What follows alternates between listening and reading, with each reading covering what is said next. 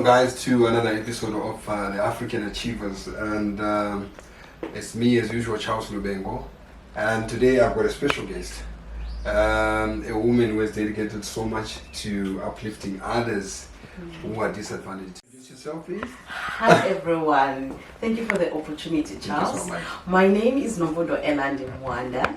I'm a CEO. I call it CEO because it's a women-led,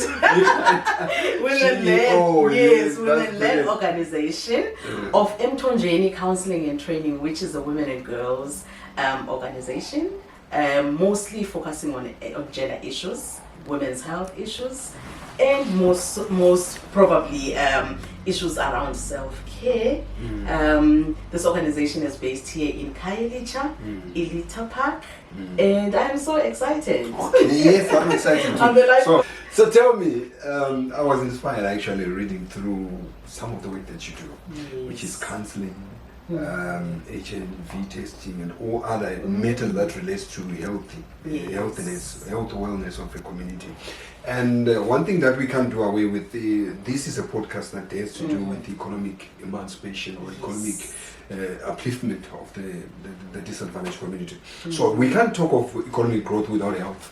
Exactly. You understand? Exactly. So I wanted to know from you, what is it exactly that inspired you to come up with this idea? Because you could have just opened a spaza, you could have run a boutique, fashion boutique. Exactly. Why this particular? You know, this organization was inspired during my work at National Western Cape Network on Violence Against Women just before 2010. And also I work for the Treatment Action Campaign, which was, it's a movement of people living with HIV, advocating for people living with HIV. So during those time we realized that majority of people who were becoming infected with HIV were women. And not only just women, most of them were women in abusive relationships where they could not negotiate safe sex, where they could not negotiate their sexual and reproductive health rights, when to have children, how to space their children, but also majority of them were saying they are dependent on their partners economically. So that what made them stay in abusive relationship. For me, means to be on their own, to be independent financially, so that they can be able to sustain themselves and their families. For me, that was something that is very important as an entrepreneur that I had to look at and see how we can be able to change, to look at ways that women can be able to generate their income, their income, and be to independent. Make their own personal decisions. You know, and you know, Nelson Mandela says a society that is not economically independent, it's a society that is not democratic. That's very true. So for me, it's not liberation until you are liberated in the mind, but also liberated financially. So that was the push for me to say, how can we do something that is different, that will make women, you know, to make positive choices about their lives, without anyone coercing them to do otherwise. But moreover, to be in the economy, to generate their own income, because there are projects now that addresses that. And through your empowerment program, what kind of empowerment programs do you guys do? How are you empowering these young women? First of all, we start with the mindset, because you can't seek empowerment if the mindset is still embedded into the issues of, no, I am poor, no, I cannot live bigger, I can't live without him. Yes, men ahead of the homes. Yes, we are agreeing, men ahead of the homes, because we don't want to shift totally the cultural values that we live under. But we needed to make women, because if you are impacted with societal norms that says a woman stays at home, a man goes and works, a man provides. So the mentality stands that I'm going to be in a relationship for a man to provide for me, not for me to provide for myself. So we start there with self-confidence issues. We look at that. Yes, we speak about self-esteem issues, making positive decisions about our life, dreaming big, because sometimes we get to be in a township or in a rural area. We have never known any other life besides the life that we are living. surrounds So when us. you are saying dream big what? What? I have never seen a Bugatti, I have never seen an aeroplane. Any achievement or You know, entrepreneurial achievements, yeah. you base it according to your surroundings. So we had to deal with that type of mindset, and also look at ways of having to shift the mindset of being educated to be employed, but also look at education for you to be an entrepreneur and start your own things and employ people instead of being educated to get employed. Brilliant. I love it because like you said earlier on that if somebody provides for you, they will set the rules of the game for you. Exactly. Understand? So if you are independent, you are somebody who can live your life in satisfaction because Exactly. you're able to do your own thing. And to date, your target group, the people who are supposed to benefit from your initiations as Emthonjeni, do you focus on girls only or women, or you combine? When we started with the program, we focused on girls because that was the urgency, that was the call at that particular time. When was this? When you started? We started in 2010. Okay. We started in 2010. We utilized different audiences because we start our target market is from adolescents, because we believe that if you inject that system at the tender age, someone grows with it, with the mentality. It becomes a culture. It becomes and young people easily consume information than a person who has lived their lives, 30 years of their lives, understanding, and it is close, which means you can bend the tree what is still young. So we focus on adolescent girls and young women, and then also the older ages. But also what we have seen that is that we do not want to create an unbalanced society whereby we empower girls, and the very same girls goes to men who are not empowered, who have never been exposed to issues of equality. Then the cycle of violence starts all over again, because if you now having a girlfriend that is going to stand firm, because we have trained her to be self-confident, we have trained her to express themselves and utter their goals. Now you come into a man who is not used to, who has been told that the voice of a man is the last voice. The last voice. You understand? Yeah. Then the violence, the cycle of violence is going to start all over again. So now we have women's programs and men's programs, but also do dialogues that are not gender specific, so that the dialogue and the social norms can be able to change, to shift. Brilliant. And how do you identify this, like to say so and so need help, so and so need help? Do they come to you, or you identify to say we need to help so and so? We start having these conversations in different platforms at primary school level, where we address literally different topics, issues of unintended pregnancies, normally called teenage pregnancies, and we're also changing the narrative there, because majority of programs, when we talk teenage pregnancy, they will focus on girls only. As if girls are getting themselves exactly. But it takes two to tango. So we actually have this conversation between both boys and girls. Boys needs to understand the menstrual cycle and all the repercussions of their actions. As you can see also here, we have sanitary pads. So we start with a need. Sanitary pad is one of the highest needs for young women and girls. So for us to get rapport, we start with a topic that is general, which is menstrual hygiene and all that, looking at who do they have people who are their support systems, who do they tell when they are on periods. Then you also gauge who are their support systems, then delve into the issues therefore of abuse. And when you start with sanitary pads and have those conversations, that is, you ask them when was your first time to menstruate, you find that majority of them experienced menstruations during sexual abuse. And when you look at statistics, sexual abuse numbers are much more higher at that primary level, and molestation starts at that primary level. So we have to address the root cause of gender-based violence. All right, okay. And then There's a problem that I usually see for causes like this.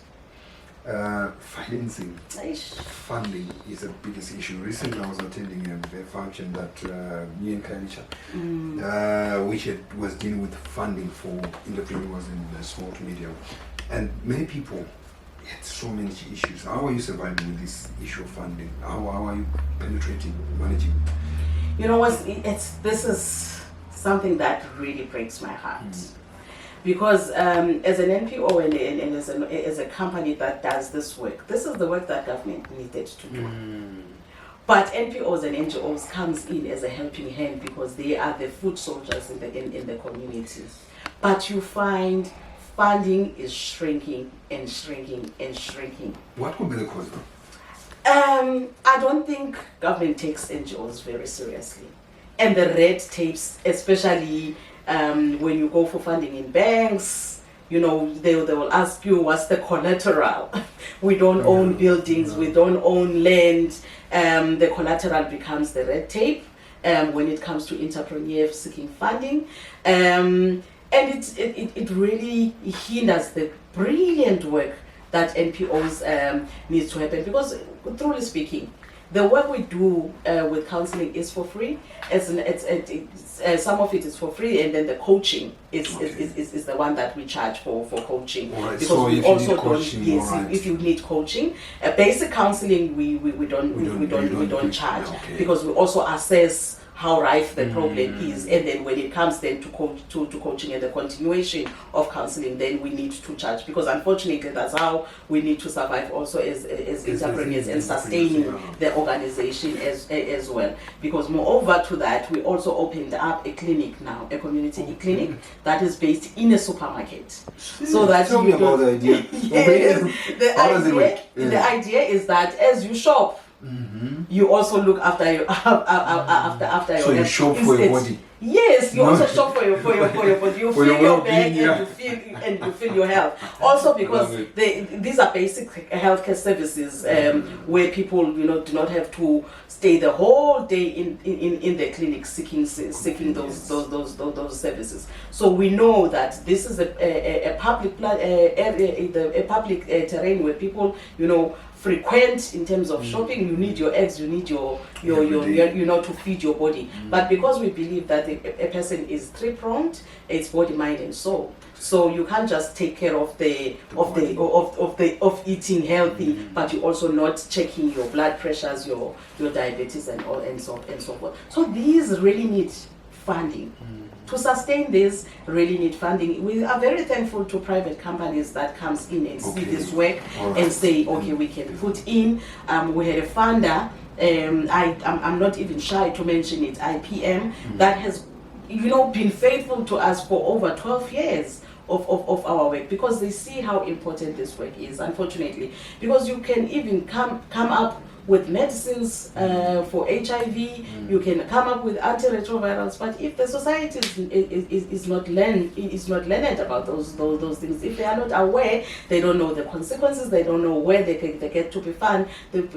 Those medicines will sit in the shelf without no one accessing them. And then we are defeating the purpose. Yes, so our advocacy work is very important, our community work is very important. So as important as it is, there needs to be funding behind it. And you mentioned something very interesting when you talked about the medicine is there but nobody's taking it. Yes. I've seen of late there is a bigger trend amongst the youth, testing. They don't like testing. They don't like testing. There is a big testing apathy, of which I understand if they test, it gives them a great advantage. Yeah. Because they might be able to take medication early. Yes. And prolong their life without any bigger health issues. How are you dealing with the health conscious apathy, like people we're dealing with a different generation, a generation that you cannot coerce, a generation that you need to have a conversation and understanding, a generation where you have to give them wide choices, so that they can be able to say, this suits my circumstances. Currently, I am part of the African Women Prevention Community Advisory Board, which is a group of feminists, women across Southern and Eastern Africa currently, who are pushing that in whatever we do, especially around the issue of HIV, give people choices. So, for example, let's take testing. What choices? Yeah. Let's take testing, because testing forms part of HIV prevention. Exactly. Yeah. So, if you tell someone that it is important for you to test, because the sooner you know your status, the sooner you make precautions in terms of sustaining your HIV negative status, or if you test positive, then you are able to get treatment on time. Because the sooner you take treatment, it means your body still is able to cope with the treatment, and it might react much more faster when it's still, the soldiers of the body are still more than when you are super sick. So you say there is home testing, you explain. There is home testing that you can be able to get. You can go to the clinic, because some of them don't like to go to the health facility and having to wait that long, and there is not privacy. The stigma that is associated with HIV. You also can tell them it's either you can go to the testing at a health facility, at an outreach site, because there are community-based testing centers, or you can go privately in a private. So the sooner you broaden the horizon for them, then someone would actually say, well, I'm attending antenatal visit already because I'm pregnant, which means when I go for my antenatal visit, I can test there. Okay, I'm in a supermarket doing my shopping, then I can easily go there privately. No one will know whether I'm going to do blood pressure, and we are saying do it as a comprehensive package. Don't go into a clinic and say that number 15 is for HIV testing. Everyone would not want to go there because of the stigma. So this generation needs more options to choose. So choice should be the much more. Even when you have medication, probably I don't want to have, now in HIV prevention there are different things. There are injectables, there are pills, and there are rings. We're saying do different things, because maybe I can't take pills at my house. I'm in an abusive relationship. The moment I have pills, someone is going to ask me what are those pills for. But if I get an injection at a clinic, no one is going to know that I took an injection. Just like we do for family planning. So when I go for my family planning, I can also go for my HIV prevention. And these kids sometimes they find it difficult that they've got a partner. Yes. Introducing the topic of testing in a relationship for these youngsters, how do you advise for them to do that? We talk about HIV as part of self-care, because once you put HIV as a health issue, then you start talking about it as a stigma. There will be resistance. There will be resistance, because people maybe have seen some of the people who have disclosed their HIV status and how they have been rejected and how they have been lonely. But if you are saying that as much as you ask your clan name to your boyfriend, talk about the issues. So how do you feel about the issues of HIV? How do you feel about having children? Because we do speak about having children and getting married, those conversations when we are pillow talking. Also, HIV should be part of pillow talking, because HIV needs to be part of taking care of ourselves. There is a point that we mentioned, I forgot, maybe other people will say, I think we mixed when you say tablets will prolong your negative, so it will prolong the effect of the positive. Yes, you live longer. Yeah, as much as you'll be positive. Yes. All right. Yes. So, and then you mentioned about funding and the government not doing enough to actually come handy in terms of, like you said, the funding is depleting instead of increasing. Yes. So, what efforts are you making as an organization and other organizations alike to make sure that you advocate for enough funding and you send a clear message to the government to say we really need help and to pursue this cause? Yes. How are you working with them in terms of policy making and influencing policy making? So how we are structured is that as much as we are based locally, we work with local stakeholders. For instance, like the Department of Social Development, we work with the other organizations that work on health issues, we work with the Department of Health. If you look at our Facebook page and our website, you also see how we engage the Department of Health on a frequent basis in terms of the issues that we get on the ground, so that the politicians, as they do and make decisions in terms of policy and guidelines, they are informed by what happens on the background. We also form part of the Provincial AIDS Council, where a lot of policy advocacy happens. That's where we influence policies that gets to be made around issues of health, not isolating HIV, but also mental health issues and other health issues that affect women and girls, and then broader into the national sphere, with the National AIDS Council on AIDS. We also do that, and also I've just came back from Germany now into the International AIDS Conference, where I have been speaking in different platforms where we influence the global, because that's where donors are, that's where policymakers are, that's where other advocates are who are implementing programs on the ground. So that's our advocacy, we channel it that way. And do you, as far as you have done the advocacy over the years to influence policies, are you seeing any change in terms of the adoption of those suggestions that you give? We've seen great changes. We've seen great changes. We have advocated around issues of female condoms. They were big, they were round, now they have been sized right. We have been influencing, especially research, because we say how our advocacy also around researchers, because there was this divide where researchers are doing their own thing and only engage communities when the products are here. So there's no connection. Kind of research. Only communities must take part in trials. Now we are saying, before you even think of an idea, what's going on, the community will say this is what we need.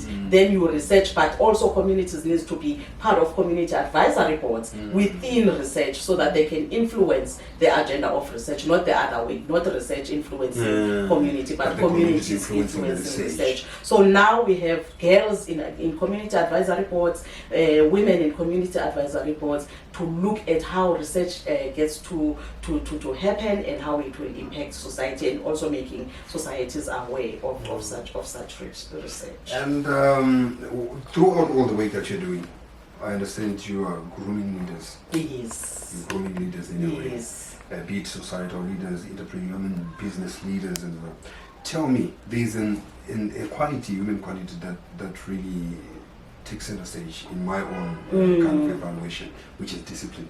Yeah. Because I believe most of the problems that we face are out of ill discipline. Yeah. How are you instilling discipline to make it part of your programs in terms of empowerment?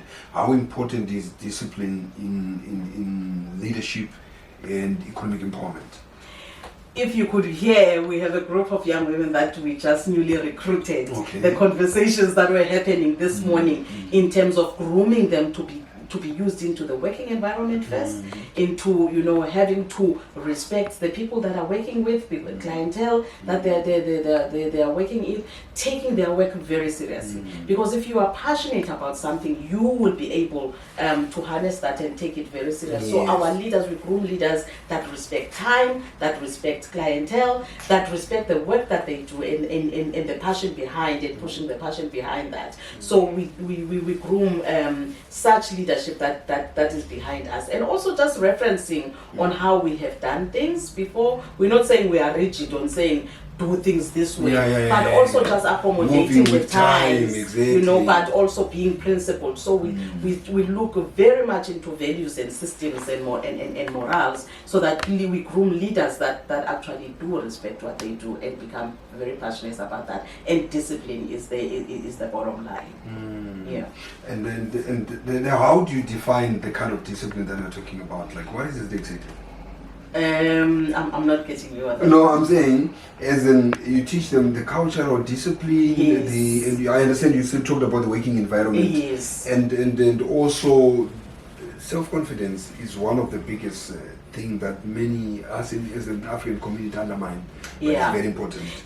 How are you teaching that one also? So this is the first self-confidence, thing. I mean to say, yeah. Yes, this is the first thing that we teach girls, because when they come to us, really, they've been, coming from an African culture where you can't speak to adults. Yes, exactly. That's exactly the point. So those are Self-confidence is a some big of the issue. things we actually start from. How do you express yourself without having to offend? But when there is radicalism, we also put radicalism. I'm a radical leader, so I speak truth to power. But respectfully so, yes, but my advocacy, I unfortunately I was groomed by an organization that would say, if you meet the president in an elevator, what do you say? So I have to be radical in my approach. But we also, for instance, when we go, because we want to set a new narrative of women who pushes doors for the generation that is to come. When I go to each and every platform, there are young women with me who will actually get to understand the environment, see me speak, also speak alongside with me, so that they can start to see, no, this is possible. Yes, this is possible. Nothing that can We went to Germany, young women were staying on their own, young women were speaking in platforms, because we don't want to be the voice of others. There is no one who is voiceless. I totally hate the narrative of being a voice of the voiceless, because God has given us. But we amplify voices where we need to. We amplify voices. But if we are speaking, if we are invited in a space where they need issues around young women are gets to be in that platform to speak for themselves. We are there to guide, we are there to support, we are there to amplify the voices. If it's men's dialogue, we don't speak on behalf of men, boys speaks for themselves. That is where they generate discipline, self-esteem, and all that. But we also, if you can see here, there are also journals. We start with people to also do journaling, expressing themselves, because unfortunately not all of us are expressive in one way. There are books here. If you can see, this is it's from surviving to striving. This is a collective of stories of survivors of gender-based violence who are saying we are moving from a victim corner to a place of victory and a place of having to heal others through our journeys. So these are some of the ways that we allow women to express themselves. Those who can be able to utter and present in front of people, we allow them those space. Those who can be able to journal and write their journeys, we also allow them to speak in that form. Those who can sing, they can express themselves in that particular manner. But we also promote different women. As you can see, there are different books here. Alright, this one from is, different people. Yes. Yes, she's in the Northern Cape. So these are some of the tools that we use also to making sure that women are able to express brilliant. themselves. I love it, because your approach actually gives comfort, like you said, options. Yes. It gives options. If you can speak with your mouth, write it down. Write it down. And then we sell the book for the women. It also supports the other group that is going to start. And we have publishers that are very into the cause. So we make sure that we also have other women publishers to also join the cause. And even when we are finding employment for young women, because those are some of the strategies that we use to make sure that learnerships, jobs for young girls, where those girls that want entrepreneurships, we look for mentors who are women within those spaces, especially spaces that were male dominated, like mining, agriculture, farming, fuel, and truck driving, properties, and all that. So we also look at women in construction. For instance, yesterday there are girls that we're going to be taking into a construction site, where they can be able to be mentored by women within those spaces. In your context, what are identity dilemma and self-hate? How do they affect empowerment? Yeah, I was talking about this topic in one of the crowds that I normally speak to. So I do public speaking as well. So on your as well. you know, especially during this time on Women's Month, one of the key topics we are talking about is self-unforgiveness. Because women have grown up in a society where they get to be blamed with everything. If the home does not go right, it's your fault. It's your fault. It's your fault. If your marriage did not work, it's your fault. If you are raped, you get to be asked, where were you, what time, what were you wearing, all of that, it's your fault. Women have internalized abuse. They have internalized, they have self-blame. They can't get over, they have not healed from childhood traumas, which impact them in terms of how they are now are supposed to be dreaming big and all that. Because if you give them platforms, people will be saying, yo, how can I take out that platform? I'm this person who was raped, who was raped, I'm a rape victim, so I can't speak publicly because the society is going to judge me. So we always base our understanding with what society is going to, not what we need. So earlier on in our discussion, we spoke intensively about mindset. So that shift of mindset to say, I am my own person, I have my own goals, I have things that I need to achieve without having to think about children, without having to, self-care is just non-existent. Self-forgiveness is not existent. Even the culture of having to seek for help. Because I was talking in a Xhosa culture, a woman when she gets married, there are certain attire that she wears, which is a scarf, which means the makoti wear the scarf, which means you have to hide the things of this, the problems of this home. Underneath this you have a pin that means you have to be silent, seal it in. So the culture of getting counseling, the culture of getting coaching, it's a non-existence culture. Or the only platform that they get to be familiar with is having to call two families and this thing must be talked. And some of the things get to be put under the carpet. For instance, many young women are suffering anxiety and depression now because families said when they were raped, no, let's slaughter a cow, and then we forgive each other. You understand? Not understanding that there is law that the perpetrator needs to actually undergo. Prolonged psychological effect of that. Also, the issue of the justice system just failing women. It's also another way where perpetrator gets to be roaming around the area. They get arrested today, tomorrow you see this person walking down the streets. You don't know what happened to the case. The case is taking long. For instance, today in the morning I went to Wynberg Court supporting one of the victims, which the case was long. The perpetrator is still roaming the streets. And that one, I think it worries me also.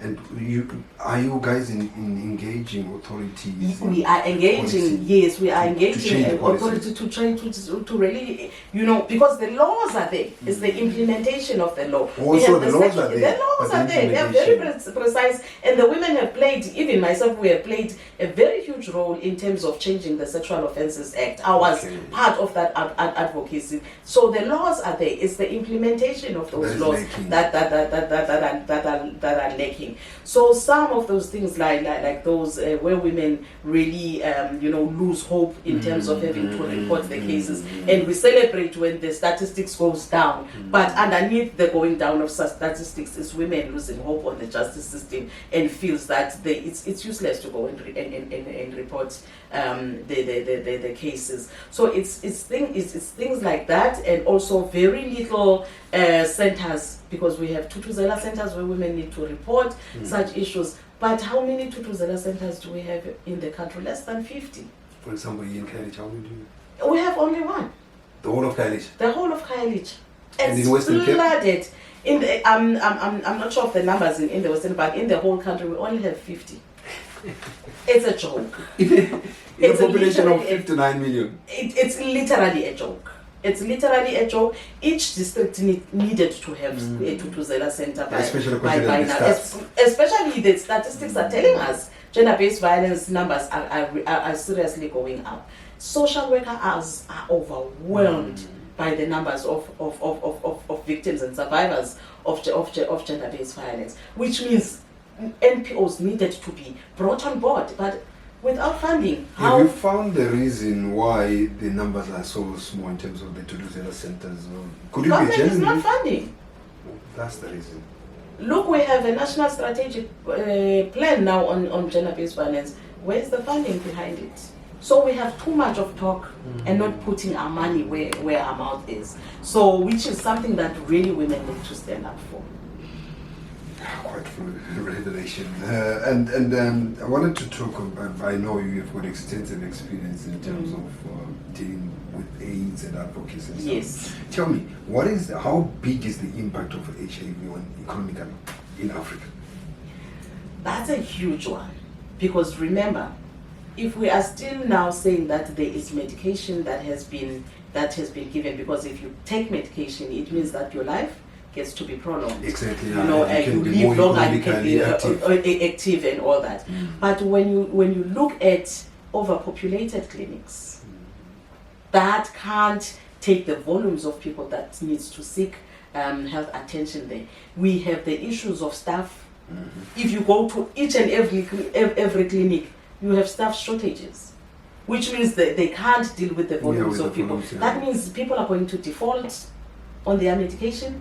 They won't take, and when you default, they don't attend to you. If you've missed your appointment, they don't attend to you. They'll say, we are attending people of today, which means you will stay months without medication, and that results in you being worse. Then you lose time off at work, you can't be productive, you can't do that. So it means that it has a huge implication. And also, if we don't invest on HIV prevention, it means that we will spend money on treatment which is much more expensive than prevention. So as a country we need, and as African countries also, we need to be very wise in terms of how we're doing things, whether we are saving or we're not saving. If we're saying HIV is very expensive, but prevention of HIV is very cheaper than having to focus on treatment. But also treatment is important because people can't die when medication is available and but needs to access. Access is the key issue. Funding HIV programs is also a key issue. And during over the years of dealing with different social ills, different initiatives to empower the community, what has been the most common economic social ills that have translated into economic disadvantages? Poverty, my brother. Poverty results into many illnesses, because when people are poor, it means that they will, especially for young women, they will engage in transactional sex, which means in transactional sex, that person won't have a choice of having to talk HIV prevention there. They won't have a choice of having to talk non-pregnancies and all that. We're having huge number of unintended pregnancies starting from age 12. Which is under age after? From age 12. We are grooming a disastrous society if we are not paying attention.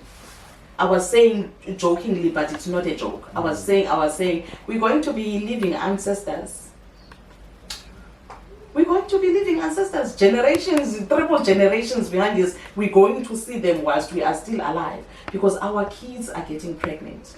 The drug issues, substance abuse is very critical. Today I was called just in a school, but I had to say someone else, where drugs are roaming the school.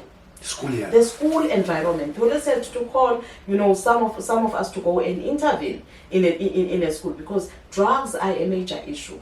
But also, if we do not attend to issues of of gender-based violence, because you can't separate gender-based violence, HIV, and issues of sexual and reproductive and reproductive health. Those are triplets. You can't separate the two. You can't attend to one and to another and not attend to another. If we don't do this, therefore we will be living with society that has high numbers of cancer, that has high numbers of HIV infections, that needs to be taken care of, that has a wounded society for gender-based violence. And empowerment, I'm going to come back to that one, to empowerment. Empowerment opportunity. What empowerment opportunities have you identified that the masses are missing, or the authorities are missing, which are lying unattended within the communities? What kind of talent or economic opportunities that you think are being missed? You know, when I work with the girls around the intensive economic strengthening programs, one of the issues that we look at is that we don't do labor market assessments and look what are the lucrative businesses in the space and try to be innovative in terms of attending to. We want to do the same things over and over again. If there's a chisanyama, there someone is starting, all of us wants to do chisanyama. If there's a tech shop, all of us wants to do. We need to be innovative. And how can we do that as a community, knowing us very well? In the context of our own African community, how can that be done? As entrepreneurs, we need to really get together and see what are we addressing first and doing it very well, and what are the gaps in terms of needs in our society. The Chamber of Commerces, they need to be accessible now to entrepreneurs, because we do have innovative entrepreneurs in their small little corners with no, without them being, exposed to opportunities that exist. Now with the young women, we also look at government structures that needs to support, the entrepreneurs, like the CEDAs. The CEDAs, the NYDA, National Youth Development Agencies. There are pockets and pockets of where the young people can access funding in terms of doing addressing their innovative ways. But where are those sitting?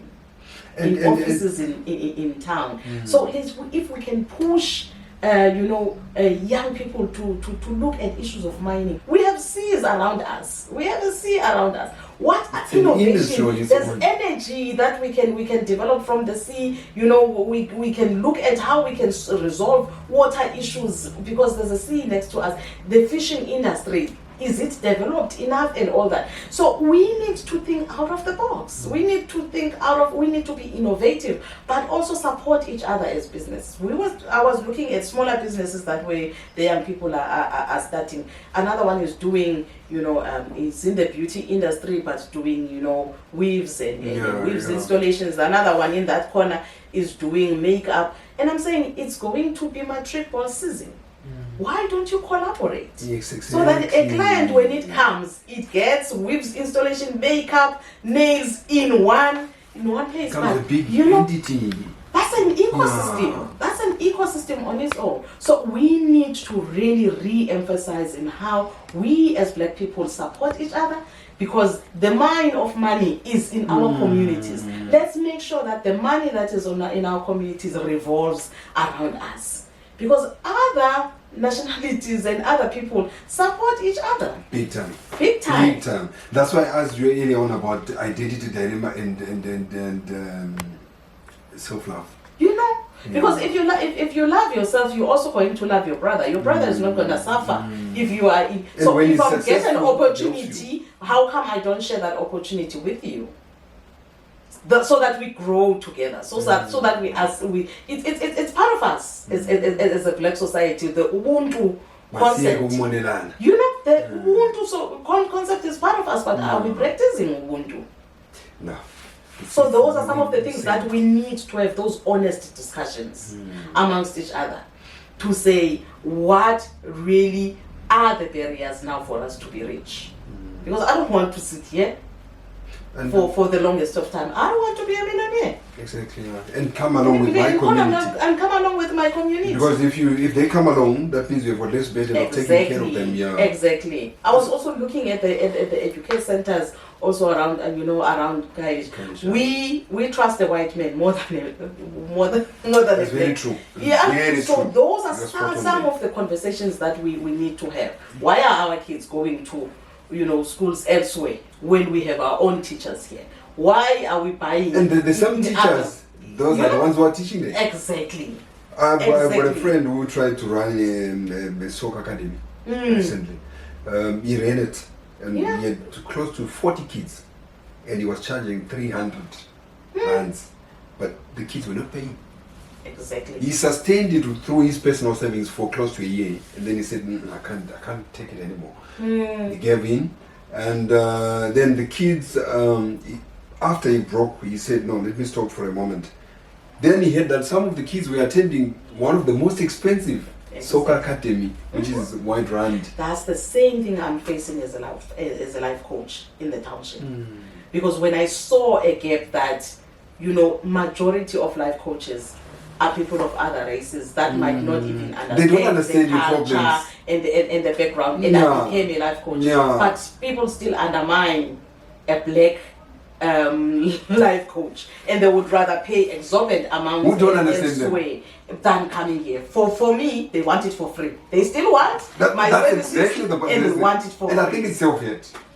It is self-hate. Self-hate, because they ended up paying it. That club they are going, I think it charges 800 per month. He was only charging 200-300, and the parents were saying we don't have money, but now they are affording to pay 800 a month. Exactly.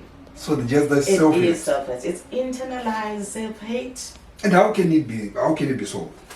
I think it shouldn't be difficult to solve. It's just putting value. If you understand and putting value into the things that comes from your own society. If you believe so much, I look if I look at Americans, I was saying to this girl that is doing beadwork for a project that is a combination of America and South Africa, and we were looking at this beadwork, and she was making some few mistakes on an American flag, and I said to her, the way Americans love their country, the way they don't want it to be misrepresented and tampered with, even a flag. That is, they tolerate that. How come we don't do that for our own Kayelicha, for our own litter pack, and say, a business person that comes out of here, who will support it. I would rather buy all my dresses are made here by young women. I don't go outside and do my hair. Local. I don't go outside and do my nails. I consume local. If we can all do that. You remind me of an event, Capture of Commerce event that I attended recently. The entrepreneur from Yekalicha. She said every R1 should circulate within Kailicha. Exactly. 5 or 6 businesses in Kailicha before it goes out. But we are not doing it, that's the thing. We are not doing anyway, in closing, yes. There's one thing that really sits in my heart with this spatial space. The issue of land ownership. What role land ownership plays in empowering people? Tell me in your own opinion. I was looking at, we were having this discussion with girls because we are pushing this innovation and having to venture into other stuff, into other industries that normally are male dominated or dominated by other races, and we're speaking the issue of agriculture. Because if we speak poverty and we speak malnutrition of people, but we are well vested in terms of how we can grow our own plants and how we can save this. And women in Zwezwe, just here in the informal settlement, we're saying we want to start these gardens, but there's no land. I want to have a sanctuary for women, where women can learn skills, where women can get therapeutic assistance, where women can actually do workshops, where women can have spa and rehabs. Where is the land? It's a big one. But the worst thing is majority of our black community, they don't understand the importance of land. No, they don't. I was even looking at when people were told to grab land, for instance, during COVID. I mean, it happened.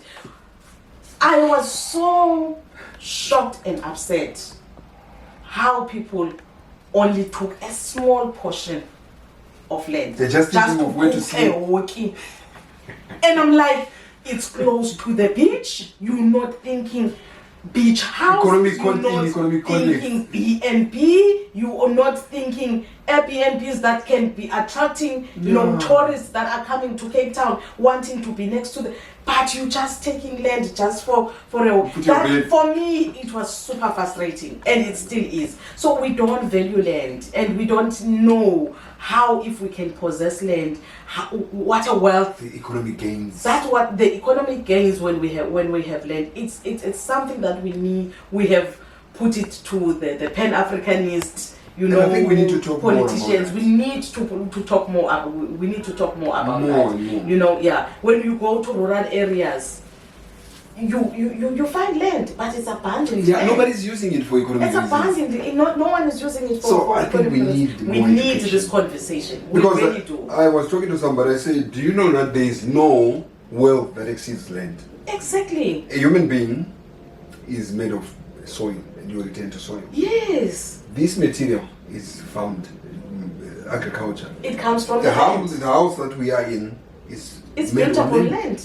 The brick and mortar is land. So at least that's one thing that pains me. So I'm really thankful. Thanks actually for the enlightenment of actually taking this thing seriously and trying to make sure. Please keep it up in you so educating much, people that yes. because they don't understand the relevance of it. Yeah. It's paying so much because that's another economic sector that is just lying there. And I think unutilized. then I think that advocacy has also kind of slide down even within the women, movements, because we in the late 90s we were really looking at how women, land gets to be given to men, and if I marry you and you die, the land gets to be taken away from me. I can't own a land as women. I think that also that conversation has fallen into the cracks, where us, even as women, are not advocating enough you're not being upfront and being vocal about it for land.